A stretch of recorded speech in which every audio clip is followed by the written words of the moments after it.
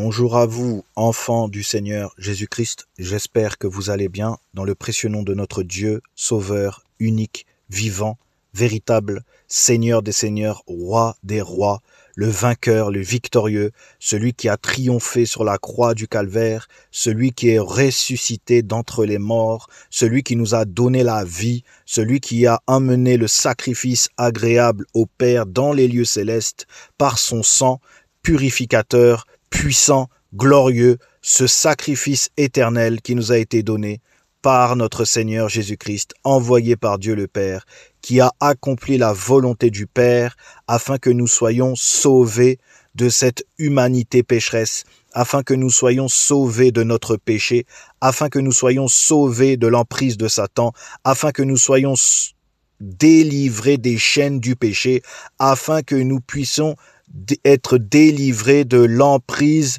du diable. Frères et sœurs, un passage terrible que je vais prendre avec vous, que le Seigneur Jésus-Christ soit glorifié, que notre Dieu puisse nous saisir et nous faire comprendre que il est l'auteur même du salut. Il est l'unique personne à pouvoir nous sauver, la personne du Fils de Dieu, le Roi des Rois, la parole faite chair, celui qui reviendra avec les yeux comme une flamme de feu, celui qui reviendra avec ses vêtements trempés de sang, au nom puissant de Jésus-Christ. Ô Père, merci pour ta grâce, merci pour ta parole, cette parole qui nous est chère, cette parole que nous devons nous abandonner, cette parole où nous devons obéir, cette parole que nous devons vénérer, cette parole que nous devons exalter et mettre en pratique. Nous devons nous réfugier dans ta parole, dans ces temps d'apostasie, dans ces temps de la fin, où ce monde religieux est en train de s'enfoncer de plus en plus dans l'apostasie et il se détourne de toi. Ô Père éternel, je t'en supplie de venir en aide aux chrétiens qui peuvent encore entendre, ceux qui ont des oreilles pour entendre, qu'ils entendent. Au nom de Jésus-Christ, mon Père, use de miséricorde envers ces personnes qui sont tombées, Seigneur. Tu peux encore les relever. Au nom de Jésus-Christ, tu peux encore leur donner la force de pouvoir venir à ton Fils et de régler ce qu'il y a à régler, de marcher dans la lumière, qu'ils participent à l'aspersion du sang de ton Fils, Jésus-Christ, notre Seigneur. Alléluia. Donc j'en ai pas pour long, c'est un petit passage que je vais prendre avec vous. Dans Luc 4, Luc 5, pardon. Voilà comment nous devons nous comporter face à cette parole. Comment nous devons réagir. Nous savons que nous sommes des pécheurs, nous le savons. Nous avons besoin d'un remède, la parole de Dieu. Comment approchons-nous la parole? Sommes-nous plus friands des prédicateurs charnels? Sommes-nous friands des prédicateurs qui sont de la prospérité? Sommes-nous friands ou des gens qui veulent réécrire une Bible? Frères et sœurs, il est important de savoir quel est notre empressement devant le Seigneur. Nous savons très bien que quand le Seigneur s'est manifesté devant l'apôtre Pierre a vu le miracle des poissons et quand il a réalisé cela, il a dit « Arrière de moi, Seigneur, retire-toi de moi, Seigneur, car je suis un homme pécheur. » Donc il est la solution, l'aspersion du sang, frères et sœurs. Nous sommes pécheurs, nous ne sommes pas le juste. Le juste, c'est Jésus-Christ. Le juste veut dire sans péché. Et nous ne sommes pas sans péché. Nous avons besoin de la solution qui est l'auteur du salut. Le Fils glorieux du Père, qui est venu dans les entrailles d'une femme vierge, frères et sœurs. Alléluia. Il est le Roi des Rois. Il est celui qui va revenir avec ses vêtements trempés de sang. Mes amis, son nom s'appelle la parole de Dieu. Aïe, aïe, aïe. Et sur sa cuisse et sur son vêtement, un nom écrit Roi des rois et Seigneur des seigneurs. Sur sa cuisse et sur son vêtement, si je ne me trompe pas, frères et sœurs. C'est terrible. Apocalypse 19, verset 11. C'est la manifestation de notre Dieu, la parole faite chair. Et le Père sera dans le Fils, et le Fils est dans le Père, et il reviendra pour juger les nations. Mes amis, quel Dieu magnifique, quel Dieu terrible, frères et sœurs. Comment devons-nous nous comporter? devant cette parole, nous qui sommes pécheurs. Isaïe a vu la gloire de Jésus-Christ sur le trône, mes amis. Et quand il l'a vu, malheur à moi, car je suis un homme aux lèvres impures. Mes amis, il a tremblé. Il a vu la manifestation dans le temple, mes amis. Il a dit, malheur à moi, mes amis. Pourquoi? Je suis un homme aux lèvres impures. Je suis au milieu d'un peuple aux lèvres impures. Et mes yeux ont vu le roi, le Seigneur, l'Éternel des armées. Je crois que c'est dit comme ça dans Isaïe chapitre 6. C'est terrible. Il a eu la crainte du Seigneur, mes amis. La sainteté parfaite du Seigneur. Isaïe se reconnaît pécheur. L'apôtre Pierre, il a dit, retire-toi de moi, Seigneur, car je suis un homme pécheur. L'apôtre Pierre a vu qui était Jésus-Christ, mes amis. Voyez, Jésus a mis sa main sur lui, ne crains point. Désormais, tu seras pécheur d'hommes. Quelle humilité qu'il a eu pour travailler avec des pécheurs. Jésus dira dans la parole, je ne suis pas venu appeler des justes, mais des pécheurs à la repentance, mes amis. C'est pas nous le juste. Nous sommes déclarés justes parce que Dieu nous a imputé la justice que Christ nous a donnée sur la croix. Et nous obtenons ce pardon, nous obtenons ce sang par l'obéissance et la sanctification du Saint-Esprit, mes amis. C'est cela qui produit en nous la justice de Jésus-Christ. Il nous libère de nos péchés. Il nous libère de la masturbation. Il nous libère de la convoitise. Il nous libère de la haine. Il nous libère pour aller dans l'amour, pour aller dans la justice, pour aller dans le paradis de Dieu, mes amis. C'est le chemin. Il l'a dit lui-même. Je suis le chemin, la vérité et la vie. Et nul ne vient au Père que par moi. Personne ne peut atteindre le royaume de Dieu. Personne ne peut atteindre la félicité céleste si ce n'est passé par son Fils. Toute adoration passe par le Fils. On ne peut pas adorer le Père sans adorer Jésus. C'est impossible. Celui qui n'honore pas le Fils n'honore pas le Père qui l'a envoyé, dit Jésus. Je vous dis la vérité. Si les gens rejettent que Dieu a un Fils, ils ne peuvent pas adorer Dieu. Si les gens rejettent que Dieu a un Fils, ils ne peuvent pas être sauvés. Toute adoration passe par le Fils premièrement, mes amis. C'est terrible. Celui qui n'honore pas le Fils n'honore pas le Père qui l'a envoyé, mes amis. L'adoration passe par Jésus-Christ. La prière passe par Jésus-Christ. Le service passe par Jésus-Christ. L'adoration, la soumission passe par Jésus-Christ. On ne peut pas atteindre le royaume de Dieu si on rejette la personnification de la parole faite chair. Le Fils incarné, glorieux, éternel du roi des rois, le Père éternel.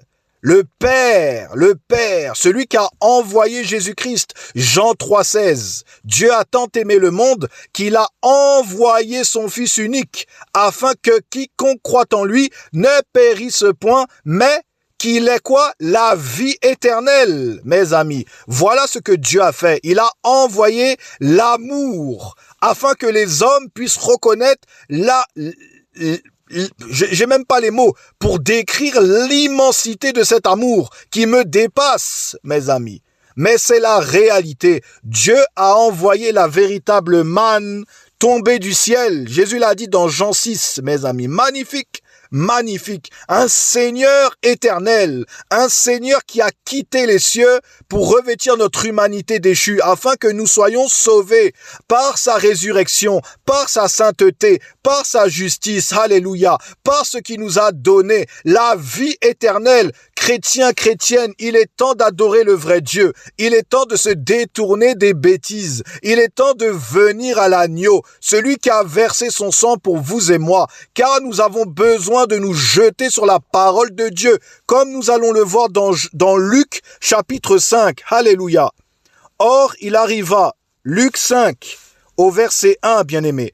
Or, il arriva, comme la foule se jetait sur lui pour entendre la parole de Dieu, qu'il se tenait sur le bord du lac de Génézareth. Voilà, frères et sœurs, comment devons-nous approcher la parole de Dieu. On doit se jeter sur la parole, mes amis. Pourquoi? Elle est notre seule possibilité d'être sauvés. On doit être comme des enfants, mes amis. Je relis le verset 1 du Luc 5. Or, il arriva comme la foule se jetait sur lui pour entendre la parole de Dieu. Alléluia, mes amis. Les gens se jetaient sur le Seigneur, mes amis. Et tellement cela était terrible, il était obligé de prendre une barque, mes amis, une barque parce qu'il se faisait écraser, mes amis. Tellement les gens, ils étaient dans la dépression spirituelle. Ils étaient dans la nécessité d'entendre ce qui sort de la bouche du Fils de Dieu afin d'être nourris spirituellement, afin d'obtenir la grâce du Seigneur, afin de vivre selon les commandements de Dieu. C'est ce que nous avons besoin dans notre vie, de nous jeter sur la parole, de nous jeter sur la parole de Dieu, la manger, mes amis. L'homme ne vivra pas de pain seulement, mais de toute parole qui sort de la bouche de Dieu. Voilà ce qu'a dit le Seigneur. Et nous voyons ces gens affamés du Seigneur Jésus-Christ, mes amis. Affamés. Ils ont faim et soif, mes amis. Luc 5, or il arriva comme la foule se jetait sur lui pour entendre la parole de Dieu. On ne s'est pas jeté sur son pasteur. On ne s'est pas jeté sur les réseaux sociaux. On ne s'est pas jeté sur des soi-disant chrétiens de YouTube. On ne s'est pas jeté sur ça. On se jette sur le Seigneur. La parole faite chair. Voilà sur qui nous devons nous jeter, chrétiens, chrétiennes. Je vous dis la vérité. On ne va pas se jeter sur EMCI, mes amis. On ne va pas se jeter sur ACER avec des gars qui se font appeler Rémi, qui sont en train ils veulent écrire des actes 29, mes amis. C'est quel chaos encore cela? Mes amis, on n'a pas besoin de tout ça. Dieu nous a donné la parole faite chair. Il est venu pour nous parler de la part du Père, mes amis.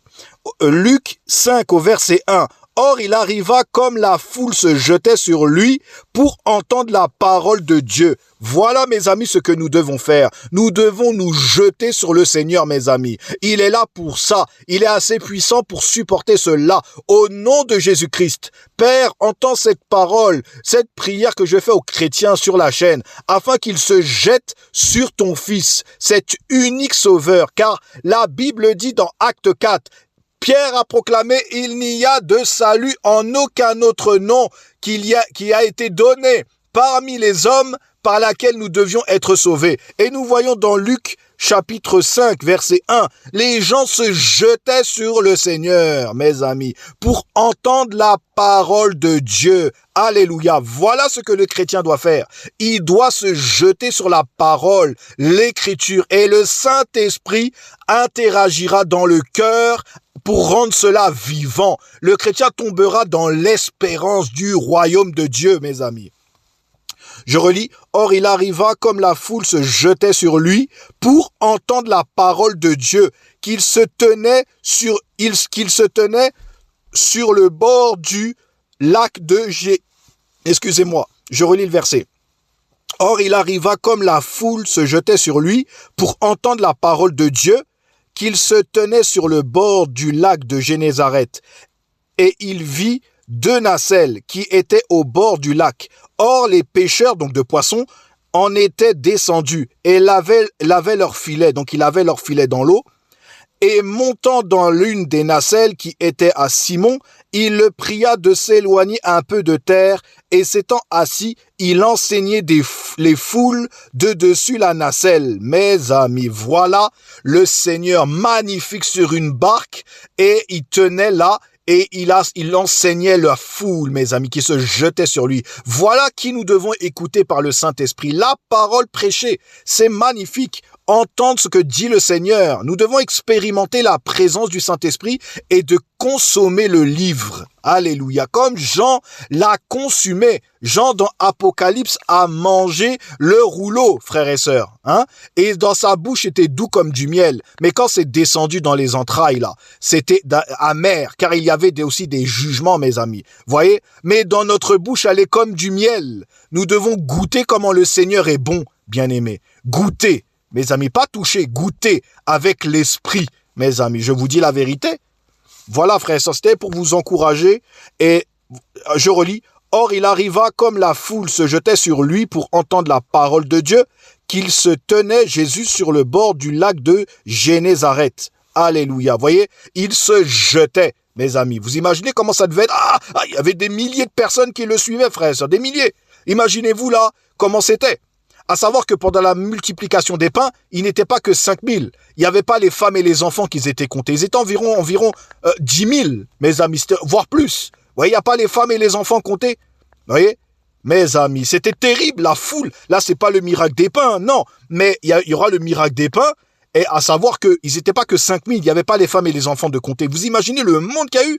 Oh là là, il est magnifique. Il est le bijou du Seigneur, le Dieu vivant, le Père. Oh là là, il est magnifique. C'est le trésor que le Père nous a envoyé. Le deuxième membre éternel de la Trinité, mes amis. Le Dieu vivant, le Dieu unique. Oh là là, magnifique. Soyez encouragés, frères et sœurs, nous revenons prochainement pour un partage. Alléluia.